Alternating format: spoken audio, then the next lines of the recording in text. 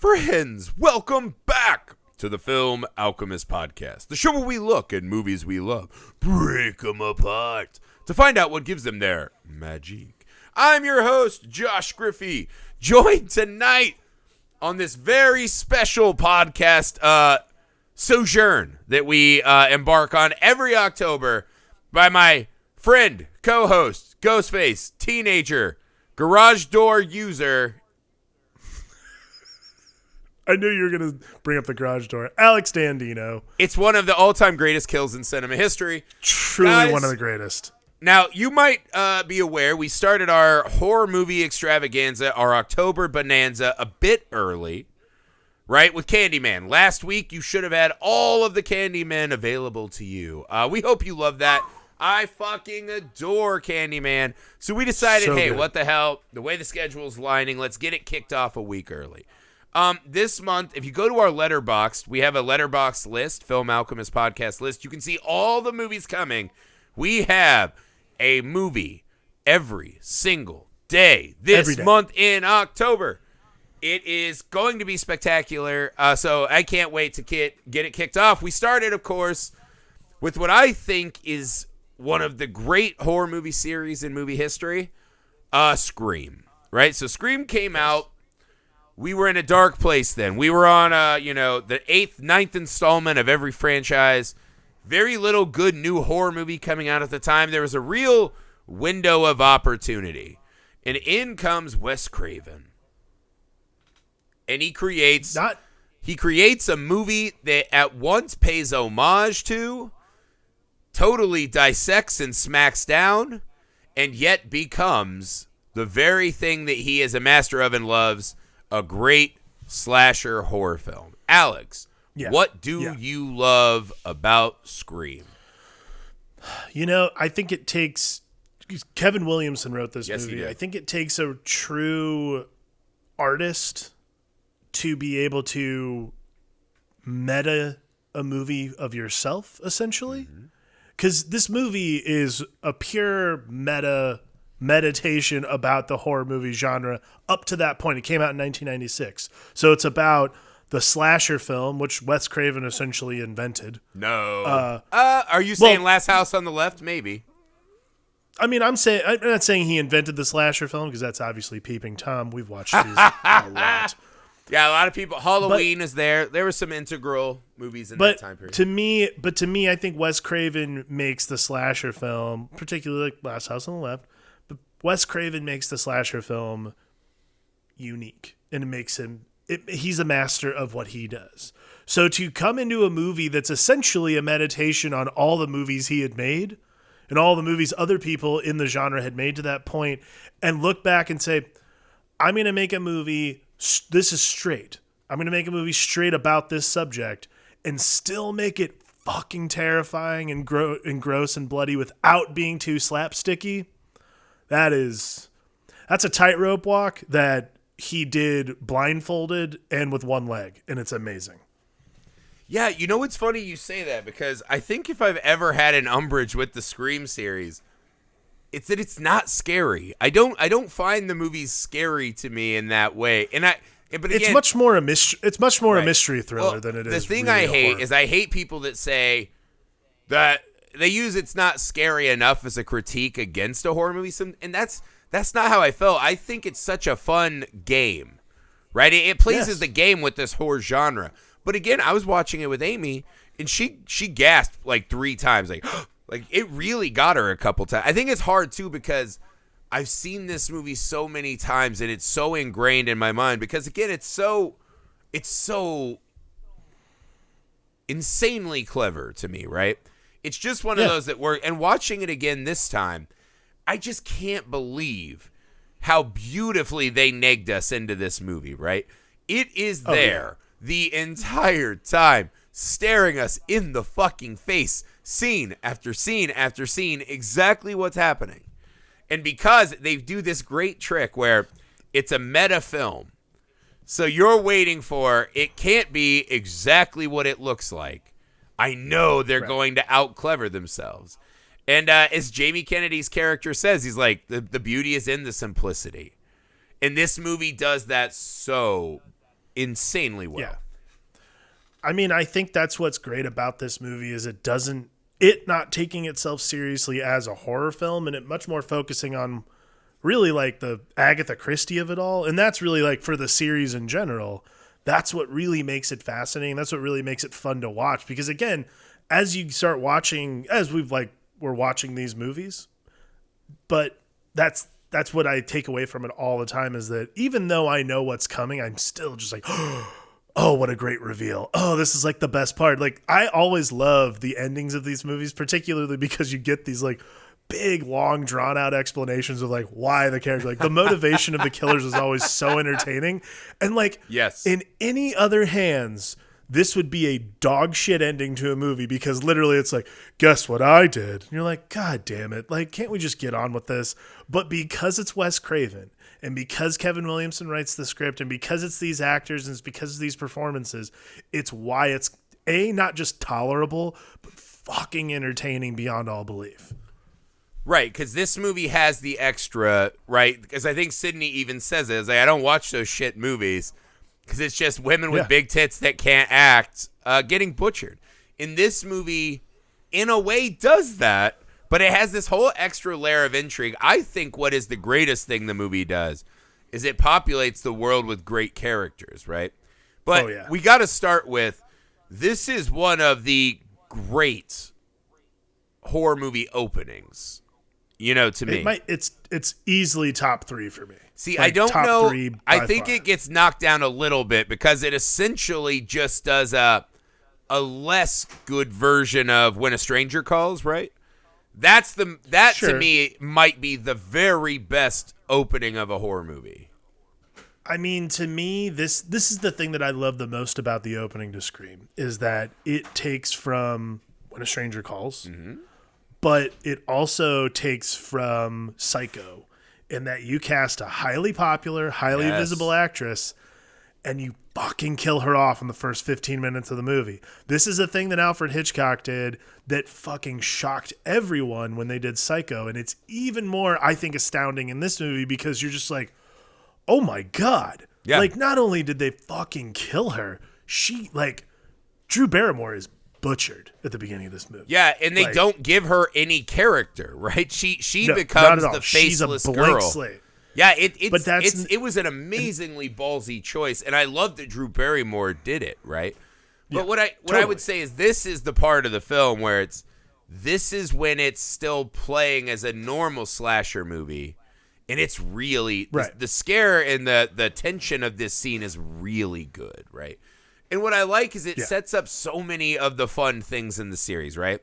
So we get the Ghostface call, and he's kind of running her through. And there's just that fucking turn, right? So it kind of starts off as this creepy calling, you know, joking around. It's just like, stop answering the phone. And all of a sudden, there's just a line like, I'll gut you like a fucking fish.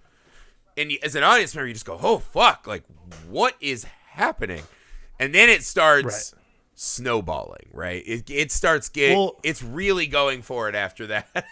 Well, I mean, I would say it starts even earlier than that. Like that is where like totally turns. The best part though is the subtle. Well, I just want to know who I'm looking at. Like that's the kind of shit. That is a great moment because it's one of those. Again, oh man, we were watching it the other night, and this is like the thing that I love about it. It's like even now that beat because it's still said in that tone of voice. And it's not just the talk box. It's like literally like the name. It's I just want to know who I'm looking at. The hairs on the back of my neck still stand up. Like it's so good, man. It's so terrifying and so gripping almost immediately. Yeah. And this is where we start the, I'd like to play a game, right? Saul kind of took that and ran with it. What I love about that scene too, is as they're doing the trivia, it very much reminded me of modern day social media, right? Everyone's out to be like, gotcha, you're not a real horror fan. And they do the Jason Voorhees question. And he goes, you would know that Jason's mom was the killer in Jason didn't appear till part 2. And I'm like, no, you're fucking wrong. Who jumped out of the lake at the end of the first one, you fucking piece of shit? And I was like, I don't care if it's a dream or not. How would she know Jason's a zombie? That's real. And I was like, fuck you, now kill yourself. You know, you're getting all riled up. But this is where that boyfriend murder is horrific, right? Oh, dude. And so we're setting disgusting. a tone now. We're setting a tone. There's a moment in this opening, too, that had never really clicked with me until tonight. The way that Drew Barrymore is killed is extra horrific to me, right? Because when she's chased down, the Ghostface grabs her from behind, right? He reaches around with the knife, and it's not a wild stab in the back. It's nothing. He kind of comes around in front of her, and it goes to a little slow-mo, but it looks like he's really trying to aim, right? This isn't some stone-cold, bloody, like, master murderer like a lot. Like, Jason Voorhees would have taken her out minutes ago, right? There's something very human and off about this, right? That I found to be real. That moment when he kind of is trying to aim it at the heart and gets the shoulder is really good. And then there's the strangulation. Yeah. The part that is soul-crushing, though, is the parents actually are home. And Drew Barrymore seeing her parents go in the house. Unbelievable. And the unmasking. That was a fun thing I had forgotten they did, too. Yeah, I forgot that as well. And it was one of those, like, great, like, now that I've seen it, I know who it is. I'm like, oh, fuck, that is probably infinitely worse. Right. Like, the first time I watched it, I didn't really register it. And it's weird. It took me a lot of viewings to, like, be like, oh, fuck.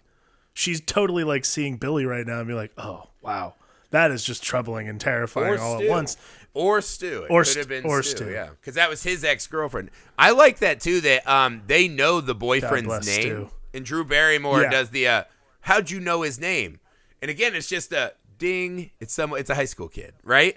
There are so many moments like this where they are trying so hard to tell us exactly who did it, right? Because we cut from there, right? There's a scene a little bit down the road where they're all kind of sitting outside of school talking about what happened.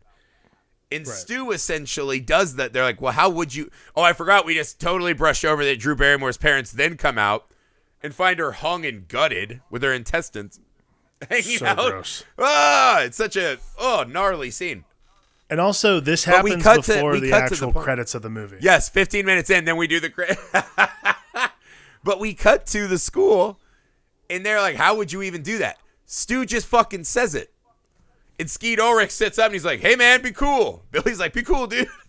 And they do that like 3 times in that scene where he's like, I didn't kill anyone. No one said you did. And you're like, oh, my God. Like, having seen it, the red flag. I mean, first up, the moment you see Skeet Ulrich, you're like, yeah, that kid did it.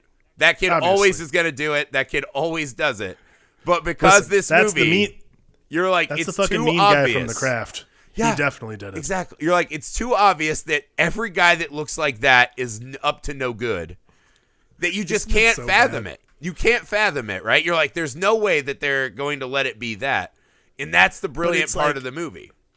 That's the They get us to start outthinking ourselves because all we're doing is spending the whole movie thinking about how tropes are used in horror movies, and they weaponize it against us. Well, yeah, the entire movie, like particularly Skeet Ulrich's character is like the best example of this. Is you're watching him and he's the boyfriend for Sydney. You're like, well, boyfriends don't do that kind of stuff. But your entire time, your instinct is being like, it's definitely that guy. Like, without question, it's this creep. Yeah, like, the guy who just shows up at Nev Campbell's window and just startles her. Like, they don't have a system to like, hey, maybe don't think you're like a fucking home invader. Right? Throw a little rock, Shakespearean something like she has a computer she can call the police back then. I know it was the 90s, but AOL Messenger was around. Just be like, hey, I'm coming over. Even Clarissa's friend Sam had a "Hey, I'm coming up" type thing. So good 90s callback. There you go. Right in that wheelhouse. That's some Snick knowledge for you. There you go. Yeah. Fucking Snick. I did not think that was coming tonight. I like that. You're welcome. Yeah, I mean, but that is like, again, the red flags that go up the entire movie, you're like, how did I not, like, again, watching it again, I was just like, how did I not notice this, like, the first time I watched it? I remember being truly caught off guard the first time.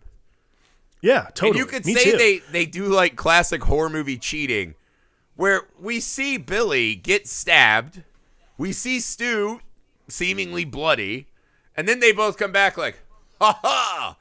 But you're like, it works. It works because they're setting up the ruse, right? And again, that's like the whole point of this movie, though, is the ruse and is the meta of it all. Like, the reason you're kind of willing to let the horror cheat go, in my opinion, is a lot of the time because this movie itself is a cheat. Yeah, and let me say this. I don't want to say it's a cheat. What I think is that it's two guys that are really bad at plans. Because the one thing I noticed for sure is that's like their ruse at the end doesn't work if they're covered in corn syrup. If they're covered in red corn syrup, right? Like when they get examined for their knife wounds, and the doctor's like, oh, they have one knife wound in a non-lethal area, and then a lot of other slashes with red corn syrup. Yeah. That's not that's obviously the... that's not a great these kids look. Obviously haven't thought it through. Yeah, and then even like Sydney's dad, they're like, we're going to get his bitch ass. I'm like, stop touching all the evidence. They still have how great it is doesn't this, matter. like, Throw all that out. But it's funny you bring that up because I was thinking about this when we were watching. I was like, you know what's great? Like Stu and Billy and Stu are great killers. They are horrible criminals, like miserably bad criminals. It works because they are high school morons. But it works so well because they're high school kids. Yes, yeah. exactly. So that's what I'm saying. It's not a horror movie cheat. It's them overthinking their fucking plan. And it works really well. But then on a meta level, it's us overthinking for them. And you're like, why am I even putting this kind of thing out there? Yeah. Because then we have to retreat and go, well, yeah, they are high school kids. They're because idiots. Once they kill Skeet Ulrich, you're like, there's no possible way it's anyone else. Who's left at that house party right now? It's not Dewey. You're right. They're not going to Kaiser Sose us like Scary Movie did. Where it's Doofy, right? But it's a Doofy. Where Doofy starts walking straight and he gets his cool hair and gets in his muscle. Yeah. When I wear this badge, man says you're supposed to treat me like I'm a man of the law. David Arquette. This movie has so many good characters in it. I think we need to talk about Sid. Is that she kind of became this new magnum opus of Final Girl. She became the new Scream Queen, the new Final Girl, yeah. Yeah. And It's funny because at the start of the movie, I didn't see it coming, right? She was me and all my friends had Neve Campbell crushes in the 90s. I love Sid Prescott in the Scream series so much. I think she rivals any of the Final Girls save Jamie Lee Curtis in Halloween. That's the only other one I think is even in the pantheon of Sidney Prescott. And that, I think, in and of itself is a really kind of fun thing the movie does, is that you're making the meta dissection movie, and your final girl becomes one of the all-time final girls. Right. On her own, right? Not in an ironic way. She really is just a great character that we all fall in love with. I think that is the extra magic that this movie had. Yeah, I mean, I think that, again, this movie lives on the strength of its cast. Like, everybody in this movie is perfect. I got to give it up, man. I love Cotton Weary. I think he's just like one of the all-time great like rando characters that just pops up in movies. Let's not talk too much about him, but I think on some level they had to know, because getting Liev Schreiber to do Cotton Weary in just a TV cutaway is a really baller move. Well, I think Kevin Williams said, here's my thought. I bet Kevin Williams and Wes Craven said, hey, we really want to do these movies. We think you'd be great but we need you for the other two. Yeah. So can you just do this for us? We'll give you your SAG minimum, and then we'll cast you. You have a much bigger role in the next two. Like, come on, you need some days for your insurance. Come on. But that to me is like, again, like Liev Schreiber, what an amazing, great casting bit. And again, he's not in the movie at all other than the TV cutaway. But then you have, Rose McGowan, who, again, this was before Rose McGowan was what Rose McGowan is now. But she is one of my all-time favorite, shitty best friends. Like, she's just perfectly cast as, the worst best friend of all time. And then I like her in this movie. This is Oh no, I like her. I This just think is the thing. It as a it character, tells you she's a lot terrible about best where friend. Rose is now. Is that this was kind of the role she was relegated to, right? Yeah. And so I think there's a little extra of that. You see the boiling rage, like, hey man, I don't want to be the my nipples show through my shirt character forever. Right? And I think you see some of that in this. I think she adds an extra fire to it. She was really good back in that era. I liked her in a lot of movies back then. Rose McGowan in the 90s, like when she was like Jawbreaker and some other movies, like she's always been very good. But and then like between that, I know that it's not. I love Jamie Kennedy's great because Jamie Kennedy's like you and me. Like we're watching this movie, just seeing Jamie Kennedy and being like, cool, great. There's one of us in this.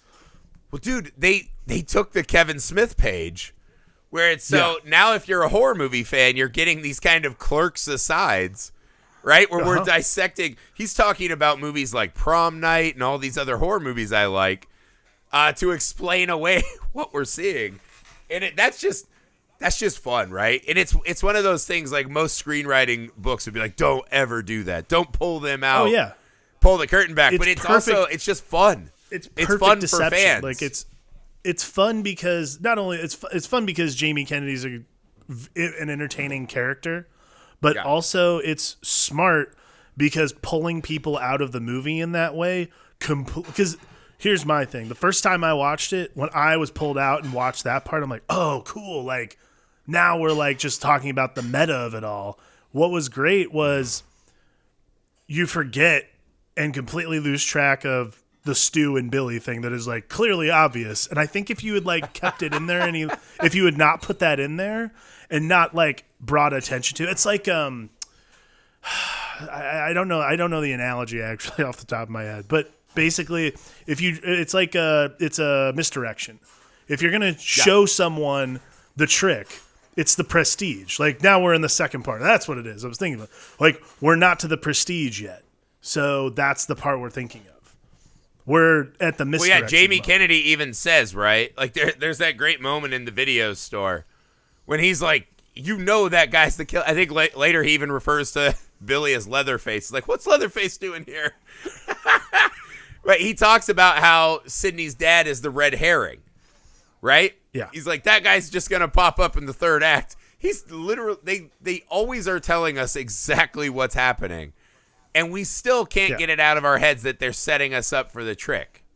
It's really amazing. One of the visual things I saw this time watching that was really funny to me is every time we see a murder, right before or right after, we see the character who is the killer leaving in the direction of the place where they'll die, right? So there's that great scene when they're like, hey, we get a day off school because of murders. Let's have a house party, right? And Stu's all excited.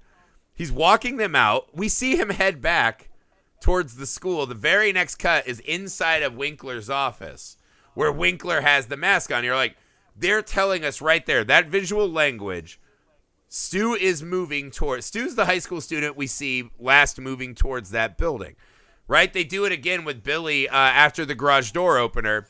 Stu and Nev Campbell are going to the front door. Sidney are going to the front door. They open it. Here comes Billy in a black jacket, running from where the garage is.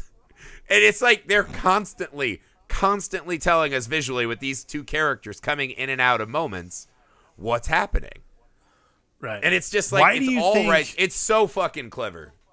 Right. But why do you think we weren't all just sitting there? Like, this is the thing that I love about the movie, and this is what is so clever to me is, why am I not so drawn to that immediately? Because that's the kind of stuff in movies where I'm like, okay, obviously it's those two. Is there like, I watched it this time trying to figure out why I wasn't, when the first time I saw this, just immediately like, obviously it's those two idiots.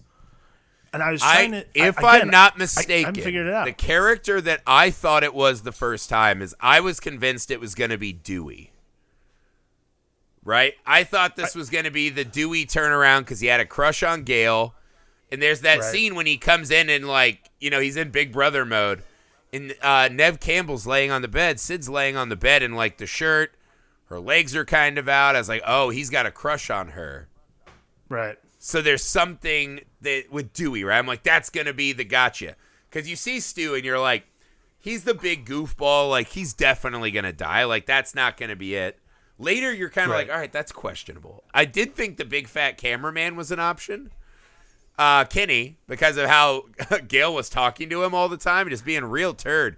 And when he's like, oh, no, there's a 30-second delay, I was like, that's suspect as fuck. But that's what the movie does. The movie constantly leaves us these little breadcrumbs for every character. Henry Winkler threatens to gut a student, and then we see him in the mask, right? So for a minute, you're like, maybe Winkler. Sydney's dad, she gets brought into the police station after being attacked. He's not at the hotel. That's weird. Maybe Cotton Weary got out of jail, right? Like, you have all these crumbs for every character. Right. There's at least a moment where there's something that doesn't add up.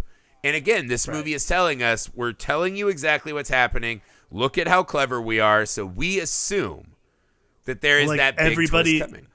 Yeah, everybody's a suspect. They say it in the movie. Everyone's a suspect. And they're right. Like, we spend the entire movie trying to guess who it's going to be. You know what's funny? The guy who plays her Gail's original cameraman, the thing I know him best from is the TV movie biopic about the life of Meatloaf.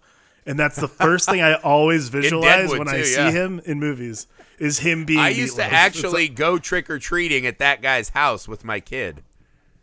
Oh, really? He always projected like Nightmare Before Christmas on his house and was really into it.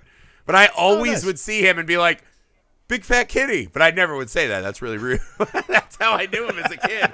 Because Scream was the iconic movie in my life. Right. But yeah, so I think that's what is really interesting. But that's the thing. Like, that scene, right? I watched it today and I was like, how did I not see Stu and Billy, right? You see them talking about gutting students. You're like, that is so obvious. It's in our face. It's gobsmacking us. But Stu leaving to go back to the school, you're like, that's a hard, because you can just imagine he's running off cheering about, I might get laid tonight. But when you watch it with the context of who these guys are, you start to see them move through the frames differently. And so I think that's an extra, like, they knew what's coming, so they did the groundwork. So at the end, we're not all going, bullshit. It's in there. It is absolutely in there. The other fun thing about the double reveal, because the question, I think at the end is like, why is Stu brought into this? Billy obviously gives his half-ass motive. And they even say, like, we're not into motives anymore. Jamie Kennedy says that's out. It's scarier if they don't have motives. Yeah.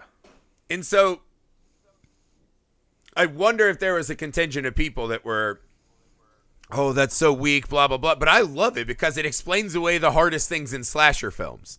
They're like, why can't you outrun these guys? How do they have all the time to destroy all the cars and blah, blah, blah? Yeah. And I was just like, best part about killer. It's brilliant. Yeah. It's the best part about the movie in general is that you get to, like, again, it's just like this great, like, end of third act soliloquy a lot of the like, and this is like they do it in every Scream movie, and it's still my favorite part. Like, my favorite one is definitely Scream 2, but Billy and Stu giving their whole like TV made me do it thing is so much fun. Like, that's like the thing I love the most about those he does characters. The TV doesn't make us killers, it makes us more creative. That's a good line. Right, but that's a good line. And that's great. And again, like, the thing that I love the most about particularly this Scream and their third act reveal is that, like, because by the time they did Scream 2, Scream 3, and the last Scream, like, they didn't need to do that anymore. They were literally just able to continue. They were literally able to just, like, make it a slasher movie. This time, though, the first one around, they did such a good job of meta-narrative explaining what it was that made this movie unique. So they tell us in the movie itself what it is about the ending here that's going to be unique and it's going to be interesting, and what it is about ourselves as viewers that we're watching it and willing to accept that. So if we're going to sit there and say, like, oh yeah, TV and movies have made kids more fucked up, but also more interesting in a way, like, that's what these characters are telling us, is like, hey, I've watched all these movies, I've watched all this TV, and what do I have to show for it? Like, it's the ultimate 90s proliferation, which again is one of my all-time favorite, like, beats in a movie, is someone literally saying, like, I got nothing else to do but jerk off and watch TV, so why wouldn't I be a serial killer? That, I love movie characters talking about their takes on movies. That always works for me. That was something that was very 90s independent. I love Absolutely. that shit, right? But I think too, because they do give Billy the emotional reason to get into it. And again, it's like it doesn't really matter that much, but it is fun, right? I think great. another one of the more iconic things in the movie are the 3 rules, right? Which I would argue there's probably a little more, but it's a good broad list. The rule 1 of surviving a horror movie: you can never have sex, right? The virgin armor.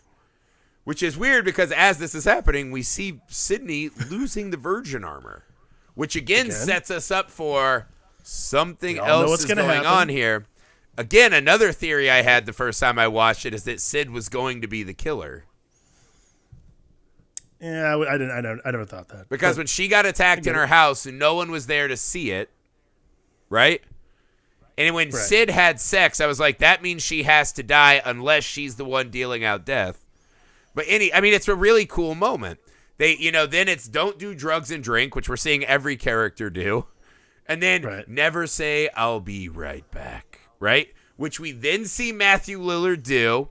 And Jamie Kennedy yells at him, all right, you're dead. I'll see you in the kitchen with a knife, which is how he fucking dies.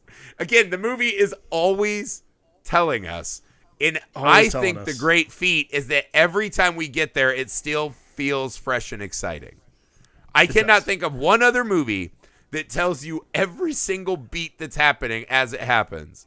And it is still fresh and exciting. It is the great trick of the film.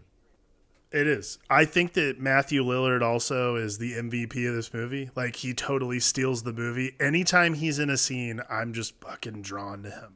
But particularly ending. Like, Skeet Ulrich, Billy gives his fucking, your mom's a whore and she fucked my dad and that's why my parents broke up confession thing.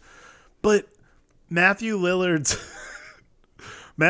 devolves from like, oh yeah, I'm totally in on this, to my mom and dad are gonna be so mad at me. Like that. Come on. How good is that though? Because again, one of the things in the movie to me is like it's not necessarily scary all the time. Good. It has some good horror moments. But one of the things that really jumps out at you watching this is how bad the fight, like murder choreography is.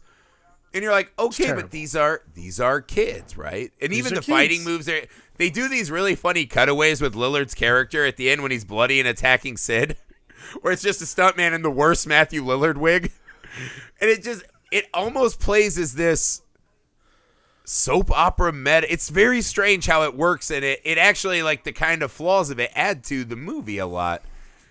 But what they do so well is, again, this is a high school kid. Like, none of these kids look like they're in high school, first off.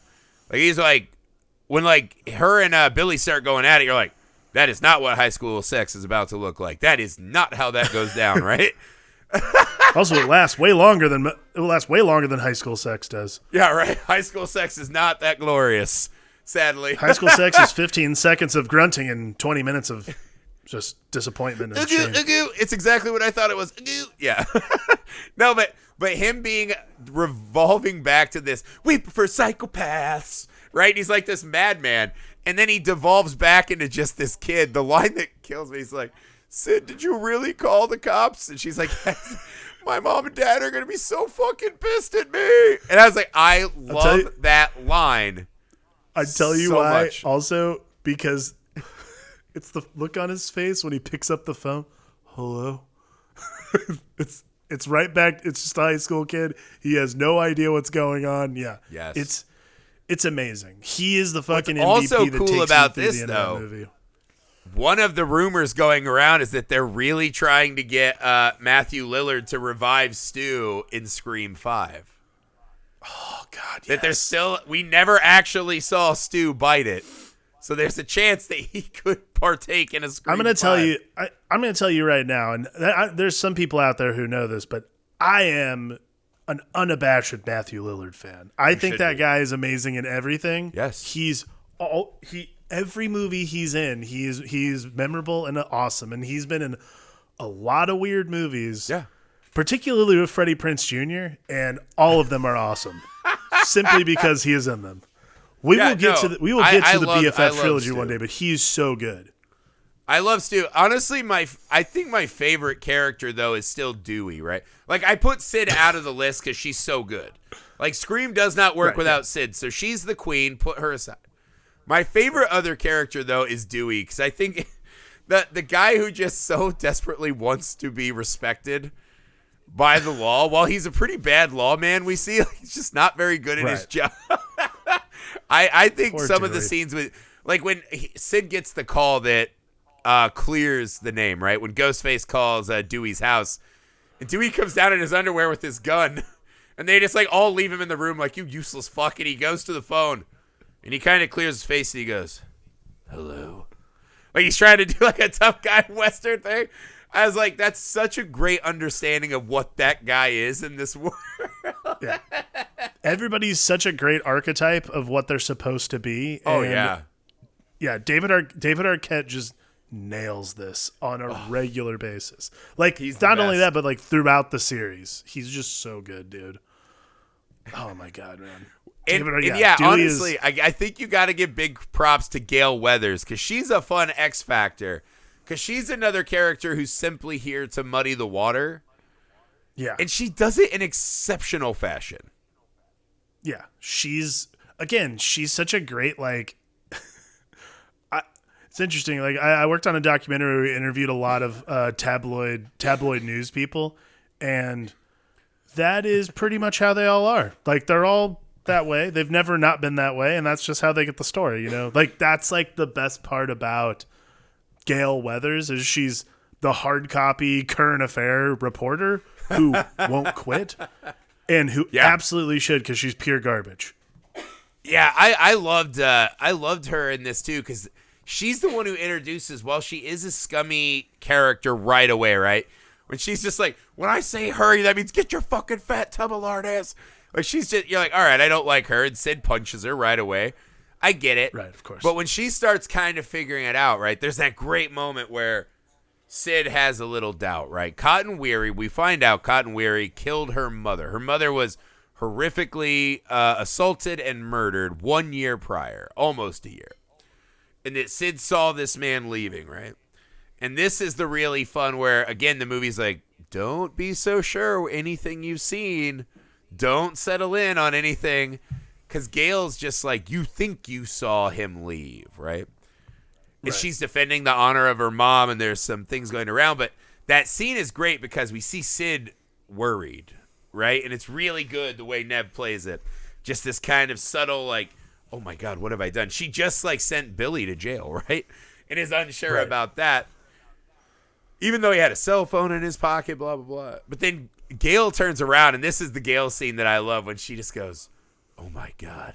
She's like, the murders are linked and a killer's on a loose and an innocent man in jail. I could save a life. And Kenny's like, oh yeah. Like he's all excited. She grabs his like chunky face. And it's like, do you know what this will do for my book sales?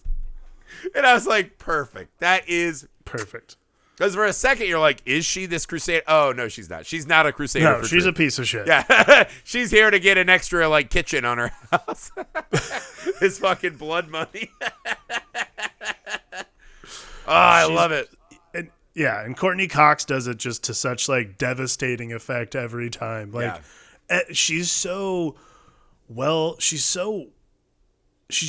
cast as like the person who's always out for themselves. Like even in the other movies, she's like that into a certain respect. But like she's so good in this because again, she's just like, she literally does not care about anybody else but herself. And it's almost aggravating to a point, but then you're like, oh, if it was any other way though, I would like. But she is the closest thing the audience has to our point of view.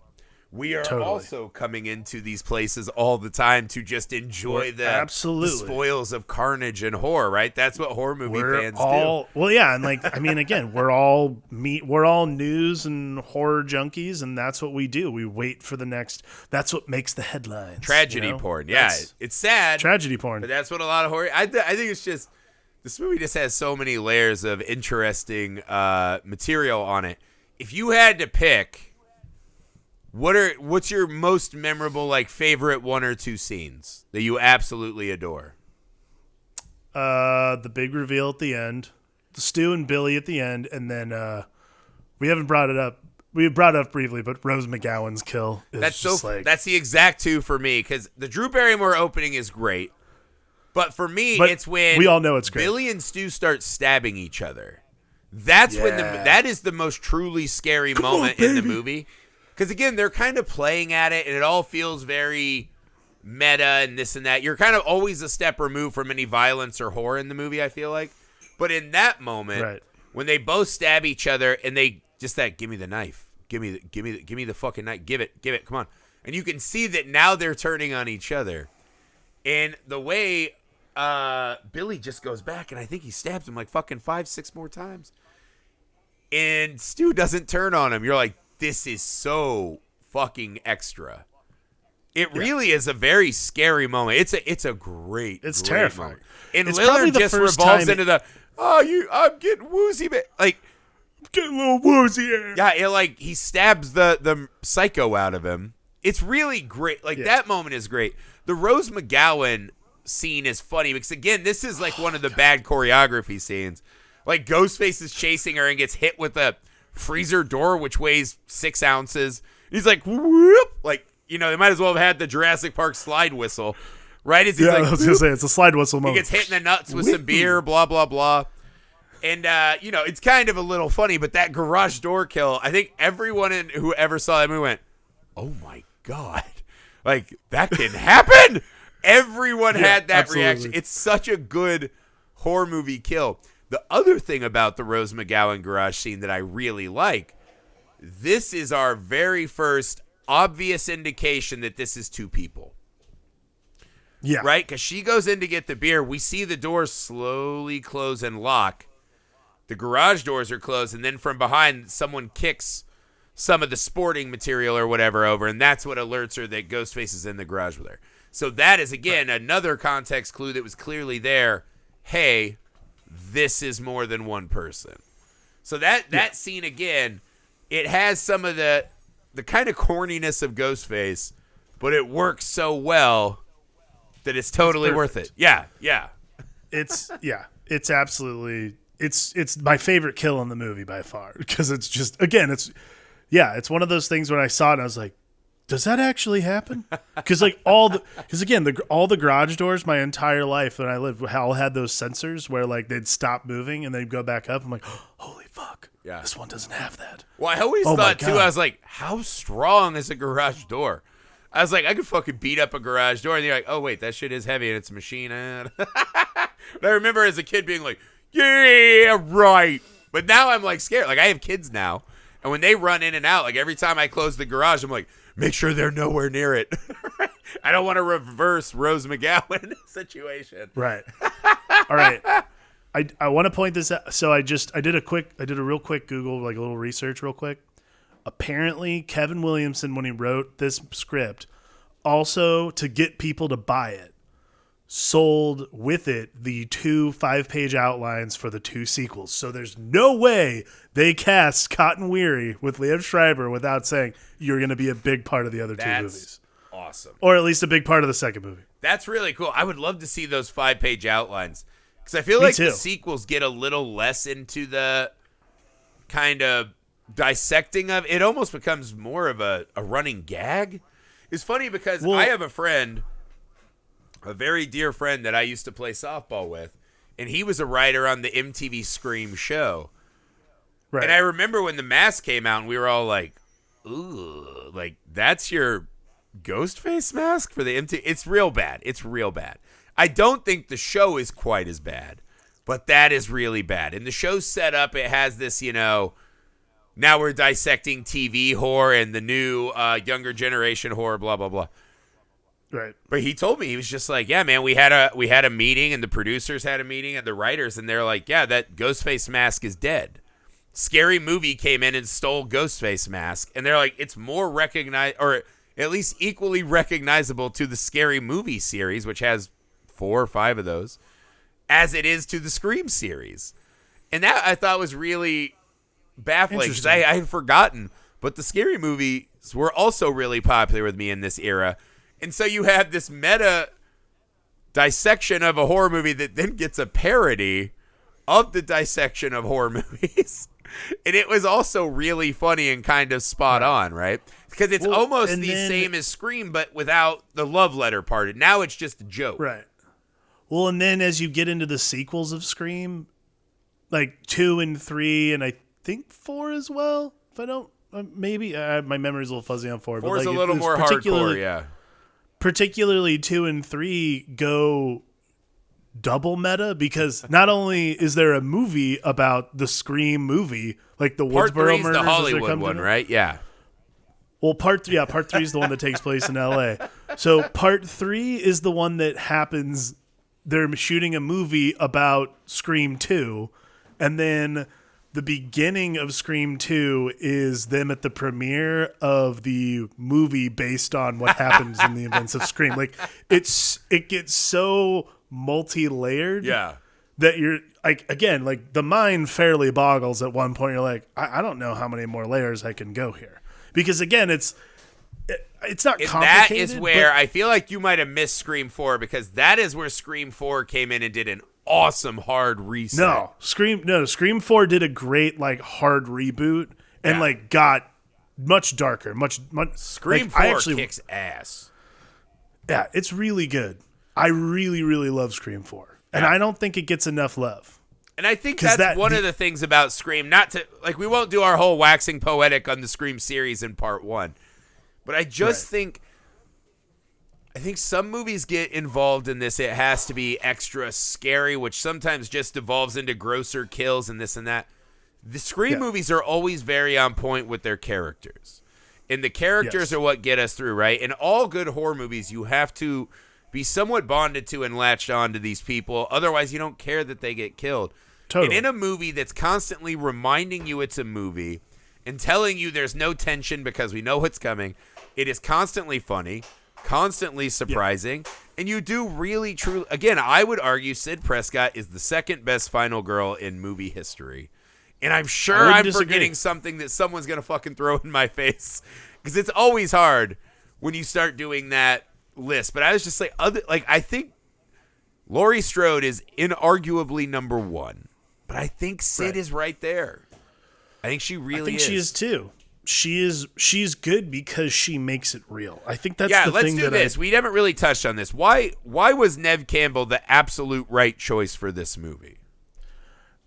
I mean, for Scream in general, I think Neve Campbell's the right choice because at the time Party of Five was out. But that's But I mean, they could have gone with some unknown. They could have gotten a movie actor. I mean, to me, Neve Campbell is the right choice because she feels real. Yeah. I think that's the thing that's always been the prevailing factor for me through all Scream movies, is that I never feel like Sidney Prescott's in on it. Yeah. I feel like Sidney Prescott is constantly being fucked with. And there's always like, I mean, obviously Scream 3 and 4 for that matter, like more so. But those are the things that I always come back to. And the thing that I love the most about Sidney Prescott is that she, and the way Neve Campbell portrays her, is like I always feel like she's in the moment. Everyone else could be like 1 step ahead, 3 steps behind, whatever. She's the one we're always having to live with in the moment. Yeah. And I think that's the reason she's so valuable as a final girl. Well, just imagine what she goes through in this movie, right? Her mom gets brutally murdered. And then as soon as her mom gets murdered, everyone's pretty much, oh yeah, she was just a whore. Like slut-shaming her dead mom, right? Then she's on the stand sending a man to jail with her testimony, essentially, because she's hurt and believes that her mom is not what everyone says she is. It's this weird circle. Then her friend died. They don't really say Drew Barrymore is her friend per se, but a high school student dies, right? There's that really great scene where she's just looking at an empty desk. That scene is very powerful to everyone who's ever seen this. And then all of a sudden, now she's got this reporter writing books and dogging her down. The guy's attacking her. This is like Sidney goes through a lot. I think Laurie Strode essentially goes to school, wants a date, and then, oh, boogeyman, right? And that's all we really know in the first movie. Sidney probably goes through the absolute most in a part 1. Oh, yeah. I mean, I think that's the thing is Sidney, every time we catch up with Sidney in these movies, she's, again, the value is she's always having to react. She's always, like that's the thing I like the most about I think Scream 3 is that her reaction is very different because again, they don't just write her again to say like, oh well, she forgot about her life in Woodsboro and at college. Nothing bad will ever happen to her again. Like she's now not just like actively trying to prevent other trauma from happening to other people, but she is so traumatized by part 3 that she literally is like a shut-in. I think that's the thing that I like the most is like she grows with the movies. Yeah. She changes with the movies and she makes it worth watching. It's funny that's like too really because that's even as a main girl, right, they never lock her into prep, jock. Like they don't do the Breakfast Club like lineup, right? She just feels like real high school people I knew at that age. And again, I was not a high school kid when this came out. I was 12 and looking for what I thought would be my cool, awesome high school years in the 90s, right? Finding my fashions and like, you know, this. When I saw Neve Campbell, you're like, that was my, oh, that's what a really cool, smart, with it high school girl is. She became this almost new archetype that did not exist in a lot of slashers of normal girl, right? And I think again, Jamie Lee Curtis was excellent at that in Halloween and even Prom Night, which they mention, right? Jamie Lee Curtis is this really awesome, just I march to the beat of my own drum, high school girl, and I think that is what Neve Campbell did so well because when it starts off and she's in that really weird floral like bedtime gown and she's flashing her tits, you're like, all right, there's something extra going on with her. You could just feel immediately that there was an extra level of cool and with it. Yeah. I don't think these movies work without her, right? I think she is the glue of the Scream series. I think she is too, and I think moving forward, I think that's the thing that I loved the most. That's the thing I liked the most about Scream 4 is again her being in it. I didn't realize until we started rewatching these, I didn't realize how important she is to these movies and how important she is to keeping them going. You know what's because I remember like, oh, she was just in them because she was cast in the first one. When you really start rewatching, it's just so clear how iconic she is in our minds without thinking about it enough. Like I watched it and I was immediately like, oh, Sydney, my friend, I'm here. Like I'm excited to do this with her. And you see kind of the starts of that. It's awesome. She really, really was the perfect person. Totally. Is there anything else we didn't cover? I mean, honestly, just send us out. Just send us out. What is your summation of the magic that is Scream? I mean, the first Scream movie for me is such an amazing feat of intelligent filmmaking, great writing, amazing cast. Like the convalescence of magic that turns this movie into like this movie in the hands of another director is a really fucking bad movie. Like this movie in the hands of anybody else really besides Wes Craven, who is one of the, was one of the all-time greats at that point and still went out on top. All-time legend, yes.